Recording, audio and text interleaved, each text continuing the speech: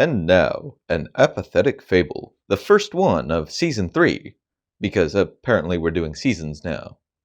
This is a story about Chucklehead the Clown. Chucklehead was a clown working for the Barn and Bale Circus, trying to bring joy and laughter to the little kiddies.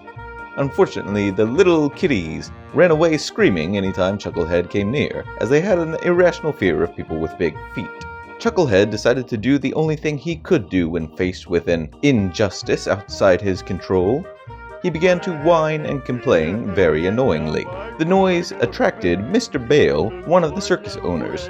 He tried to ask what was wrong, but couldn't quite understand Chucklehead through the tears.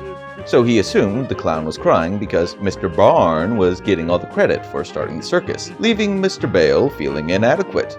Mr. Bale decided to join Chucklehead in protesting this injustice. This attracted Mr. Barn, who assumed they must have been complaining about Mr. Bale taking all the credit, so he joined them.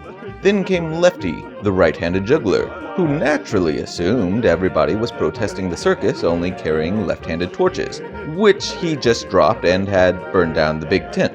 Then came the fireman, who assumed everybody was protesting the fact that the fire department wasn't getting enough respect, mainly because no one understood their thin red line flag.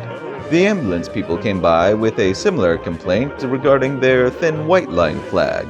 Some Ludwigites came by to protest the religious persecution by the ambulance people for parking their ambulance in front of their Segways. The pizza guy came by to protest the Ludwigites parking their Segways in front of his pizza, and a Chinabalub came by to protest who knows what.